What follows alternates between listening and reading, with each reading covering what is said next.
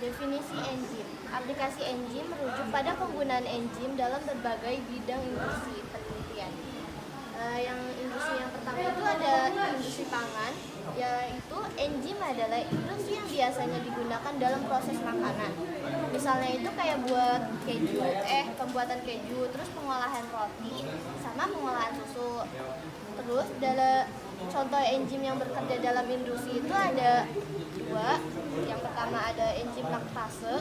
Biasanya ini enzimnya bekerja pada pengolahan susu kayak buat yogurt gitu.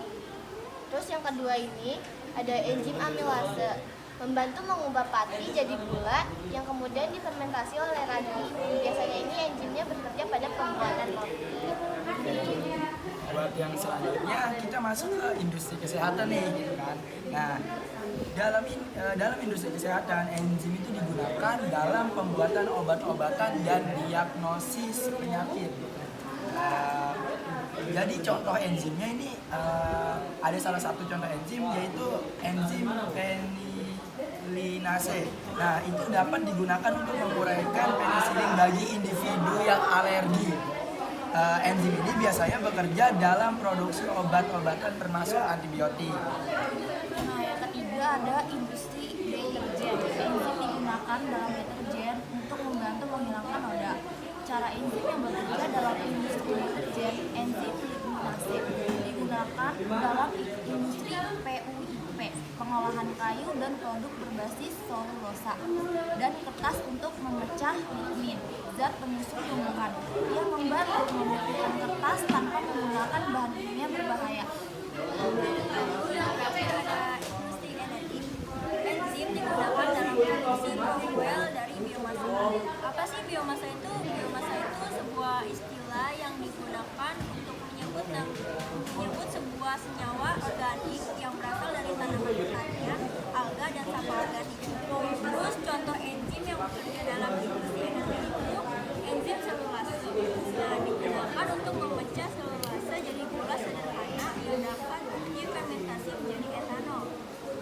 Prospek enzim di masa depan. Dijelaskan bahwa prospek masa depan adalah peluang keberhasilan sesuatu di industri masa depan. Prospek enzim di masa depan dari beberapa aplikasi enzim. Yang pertama ada industri pangan. Peningkatan efisiensi atau kemampuan rasa dan tekstur makanan. Yang kedua, industri kesehatan. Pengembangan obat diagnostik dan terapi berbasis enzim.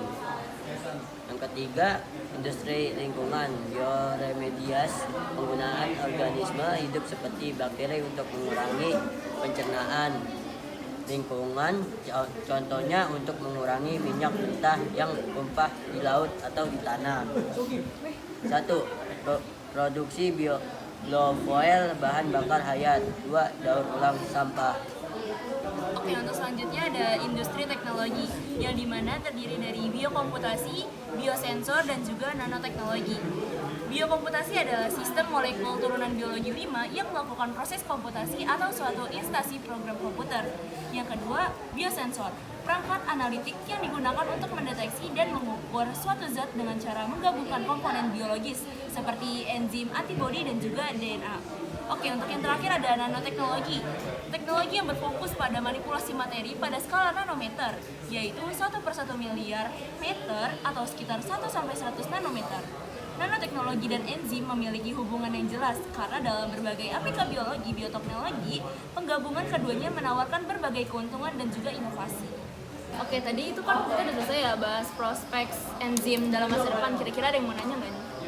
Coba deh mau lebih ke detail yang prospek enzim di masa depan ya, soalnya ini kan penjelasannya cuma setengah doang kan, coba lebih dijelasin. Oke. Mungkin di sini saya akan menegaskan ulang lagi nih tentang prospek enzim di masa depan. Jadi namanya prospek di masa depan itu kan kita kayak berharap suatu peluang keberhasilan di masa depan, mungkin kayak peningkatan apa dan apa. Di sini saya mau ngambil contoh itu di industri pangan nih. Nah, di sini kan ada peningkatan efisiensi maupun kemampuan. Mungkin nanti di masa depan kan kita nggak tahu nih ya kan, di masa depan mungkin nanti akan terjadi peningkatan kemampuan dalam bahan pangan. Nah, terus ada rasa nih, mungkin makin di masa depan nanti rasa itu bisa dijadikan gimana ya? Mungkin lebih unik ataupun lebih enak atau gimana. Nah, terus ada juga nih di industri kesehatan nih, itu ada pengembangan obat, terus ada diagnostik dan intinya di sini saya mau ngambil contoh yang dari pengembangan obat nih. Di sini pernah nggak sih sadar kalau misalnya ngelihat anak kecil yang susah banget minum obat karena pahit?